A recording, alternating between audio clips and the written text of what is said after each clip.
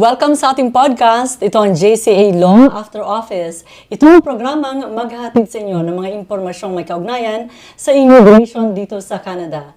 Kasama pa rin natin siyempre ang isang magaling na Filipino immigration lawyer, si Attorney Jake Aguilar. Attorney Jake, magandang hapon. Magandang hapon, Ben. At ako naman po si Josephine Bacani. Ngayong araw na ito, pag-uusapan natin ang pinakabago-bagong format ng ating podcast. Ito ay magtatalakay sa iba't ibang problema ng ating mga kababayan na maaring may kaugnayan sa immigration dito sa Canada. Ito nga, isang problema ng ating kababayan na may kaugnayan sa sponsorship. Ito ay maglalahad ng istorya sa kanilang letter, no? Bale, hihimay-himayin natin ang problema. We will keep, though, the confidentiality ng letter nito. Hindi namin babanggitin ang pangalan at iba pang data or information na mag-uugnay o magdedirect mismo sa client. Bagkus ay, babasahin namin ang letter mismo at aalamin natin ang kasagutan sa kanyang problema. Tama ba? So first time po natin na gagawin ito na mag-share nga ng letter sa isang natin kakilala. At para din ma-share nga sa mga nanonood na baka pareho ang sitwasyon. So, yun po, first time natin itong gagawin at kung sino pa dyan po ang gusto rin mag-share ng kanilang mga istorya or meron kayong katanungan, email nyo kami or makipag-ugnayan po kayo sa amin. Pwede po natin i-discuss yung situation nyo dito. Pero syempre, ingatan nga natin yung mga bagay na confidential. So, anything na hindi dapat i-share, mga private information, hindi natin isasama yon dito sa usapan natin. Ayan. So, sa may mga interesado po magpadala ng kanilang mga hinaing o mga karanasan na gusto nyo ibahagi sa aming programa, maaari po kayo magpadala ng inyong letter dito po sa immigration@jcalaw.ca. Hindi na kami magpatungpik-tungpik, atin ang basahin po ang kanyang liham. Good day po. Question po. Matagal na akong hiwalay for more than 10 years na. Nandito ako sa Dubai. May boyfriend ako na Canadian po, matagal na din kami, pero hindi kami makapagpakasal kasi hindi pa po ako legally annulled. Siya naman, nasa Saskatchewan, matagal na siyang divorced. Pwede po ba niya akong ma-sponsor? Nasa Saskatchewan, Sir Jake. Right. Divorce. Yung nag-sponsor sa kanya, nasa Saskatchewan. Pwede siyang ma-sponsor. Tapos nasa Dubai. Pwede pa. Pwede. Yun nga yung mga gusto natin ding i-share kasi alam natin, maraming hindi nakakaalam nun na kahit meron pa kayong existing marriage, hindi pa divorced or hindi pa annulled, may pag-asa pa rin, pwede pa rin masponsoran. So, like dito sa letter sender natin, yun nga, 10 years, inisip ko, ba't naghintay pa ng ganun kahaba, ganun katagal? 10 years bago maisipan na magpa-sponsor or mag-apply ng sponsorship application. Ang sinasabi kasi sa atin minsan ng mga nagpapakonsult din sa atin, mga nagtatanong, ang akala nga nila is kailangang hintayin yung divorce or yung annulment. So, ang sagot po kasi dyan, hindi kailangang hintayin yun . Pwede kayo mag-apply na, again, kahit meron pang existing na marriage, kung mapapatunayan na hiwalay naman na kayo dun sa una nyong napangasawa. At yung relationship nyo ngayon dito sa bago is genuine at at least 1 year na kayo doon. So 1 year lang po ang pinaka-requirement. Hindi 10 taon. So yun nga din sa mga nakakausap ko sila, gulat na gulat minsan . Kasi ito, 10 taon. Yung iba nga, more than 10 years pa na naghihintay. And ang akala nga nila kailangan asikasuhin muna yung mga annulment or divorce na yan. Pero hindi siya talaga requirement. Na-mention niyo po, Sir Jake, itong sinasabi na dapat isang taon or 12 months. Isang taon lang. Na dapat nagko-cohabit sila. In other words, pagsasama, Sir Jake, in one roof. Paano pag broken time? I mean to say, so, case-to-case basis, depende. Hindi laging, hindi laging malinaw yung sagot. Ang nire-require ng government kasi is continuous na 1 year. Continuous. Pero in some cases, pwede nilang luwagan yung interpretation doon. Kasi it's a matter of interpretation lang naman. For example, ito 10 years na, di ba? So, ang haba na ng panahon na yun. So kahit na hindi kayo nakabuo ng isang taon na tuloy-tuloy, pwede pa rin mai-consider yon. So, hindi natin mai-discuss lahat ng possible circumstances. Pero may mga circumstances nga na nako-consider yon. Ang importante kasi is genuine yung relationship. Yeah. At saka, hindi siya nga for immigration purpose only. At saka yung level ng samahan ninyo is tinatawag nating marriage-like. Ibig sabihin malalim. So, hindi man kayo nagsasama sa isang bubong nga. And sometimes, there's a good reason kasi nga, like ito, nasa Dubai yung isa nasa Saskatchewan. So, hindi talaga sila pwede magsama. Pero kung makikita naman natin sa ebidensya na malalim yung samahan nila at ang trato nila sa isa't isa is parang mag-asawa na rin, pwede yun mag-qualify. Nakakalito, Sir Jay, kasi parang may three mixing language na, kapaloob sa relationship nito. Saan ba natin dapat sorry for? May common law na sinasabi, may conjugal na sinasabi, may spouse na sinasabi. Saan ba siya dapat nahuhulog, Sir Jay? Alisin na natin yung sa married kasi hindi sila married. At least itong nag-sponsor sa kanila. Hindi sila married. Kasi nga may previous marriage pa, di ba? So, maaari dun sa common law or sa conjugal. But kung susuriin natin mabuti, baka hindi rin pwede sa common law. Kung hindi sila nakapagsama ng isang taon na tuloy-tuloy. So, baka dun sila sa conjugal mabibilang. Anyway, yung common law, nagsasama sila dapat. Yung nga, common law partners.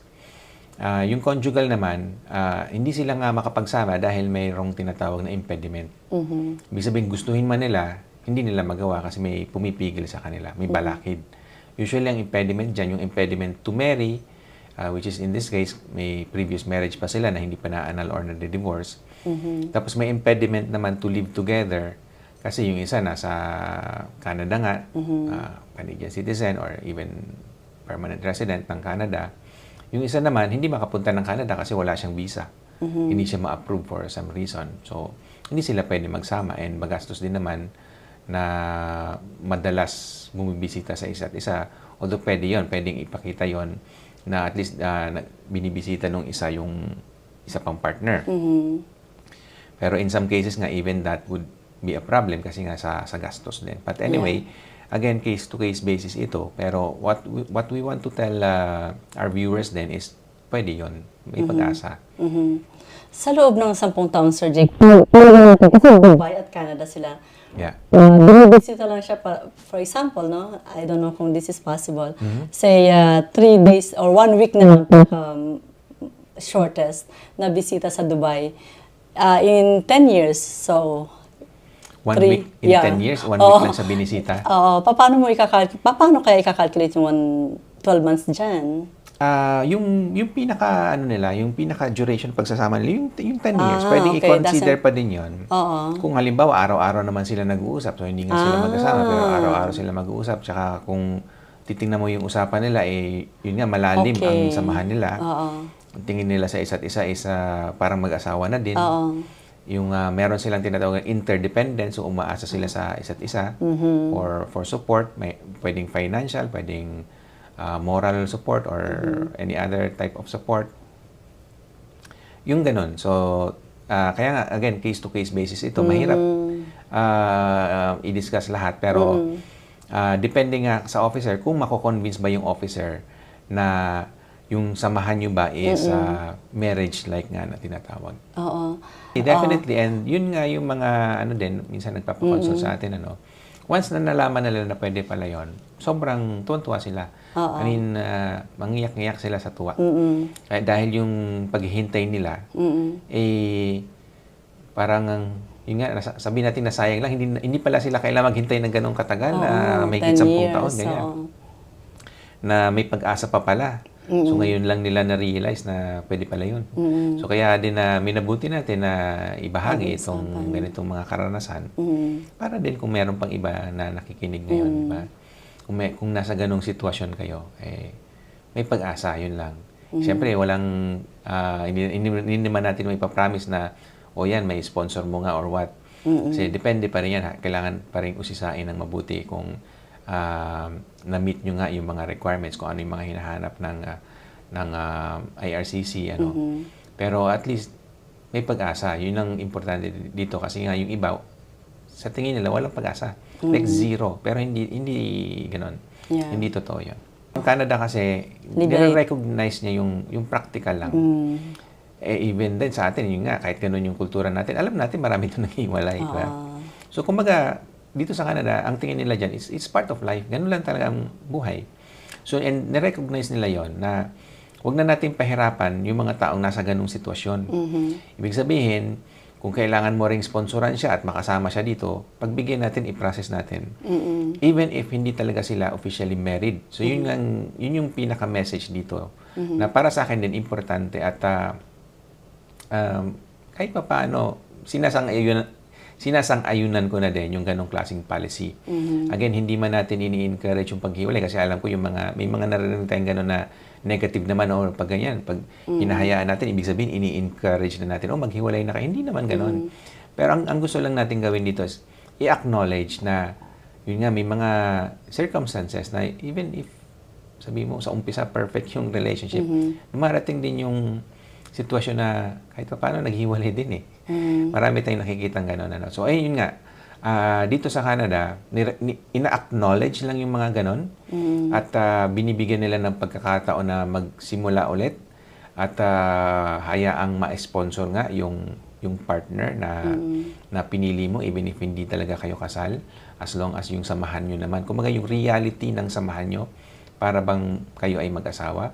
If ganon, edi yun nga, pwede mo siyang sponsor. Ganon lang kasimple. Akin ito, point of view lang, Sir Jake, no? Ang sinasabi na pag may asawa siya sa Pilipinas, no? Kailangan ba talagang ma-dissolve? O di ba dapat dissolve na ang marriage bago sila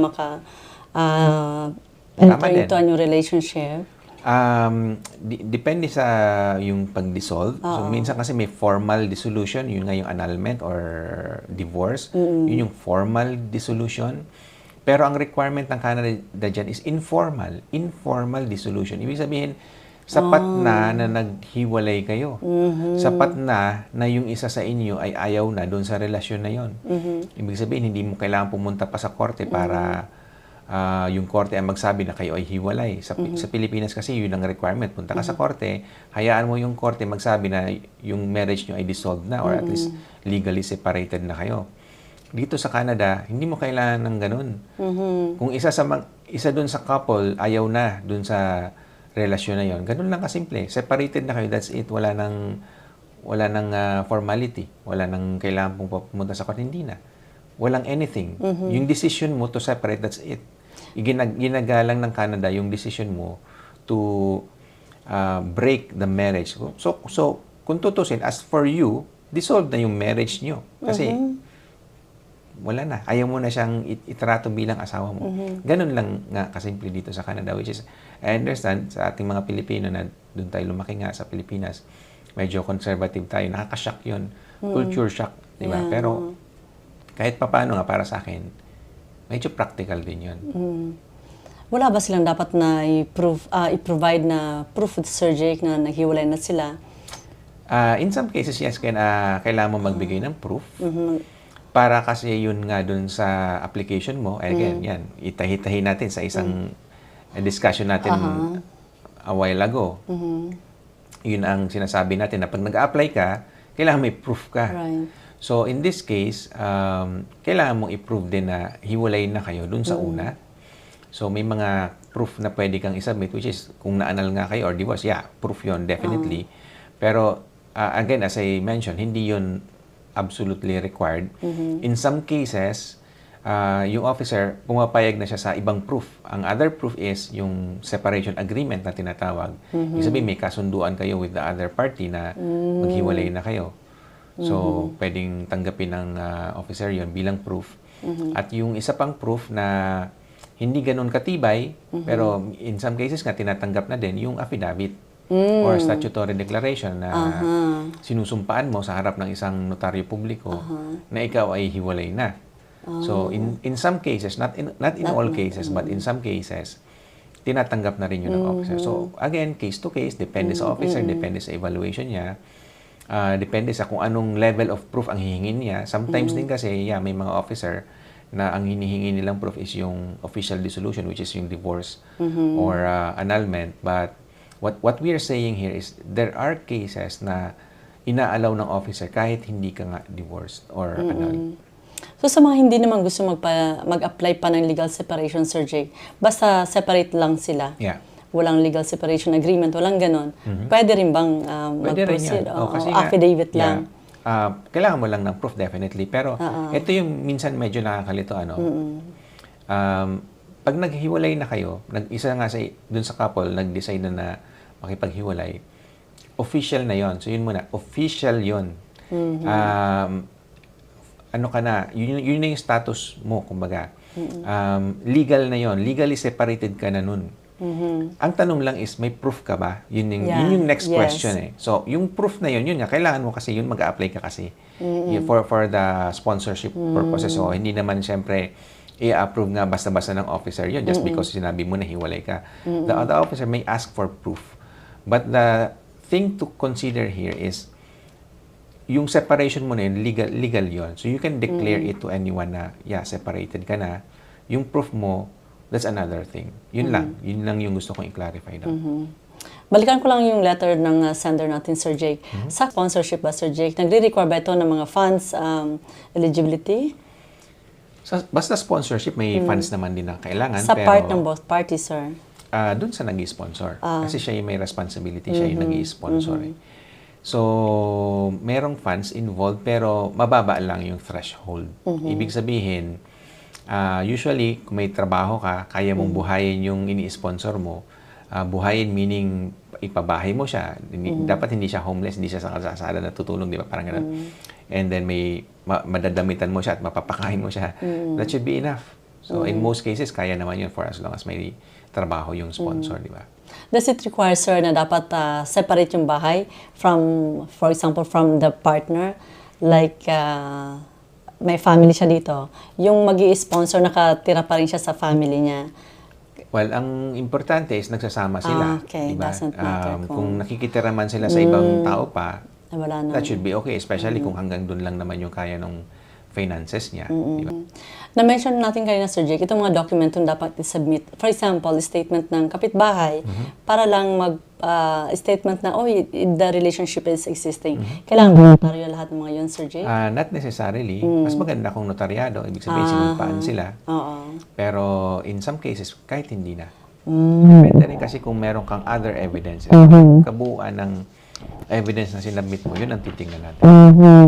So, in other words, ito yung relations with sa common law, not conjugal. Common law kung nagsama sila sa isang address, isang bahay. Conjugal kung hindi nila magawa yun. Ayan. Sana nabigyan natin sila ng kaliwanagan sa kanyang problemang kinakaharap ngayon, no? No, Sir Jake, any takeaway pa rin?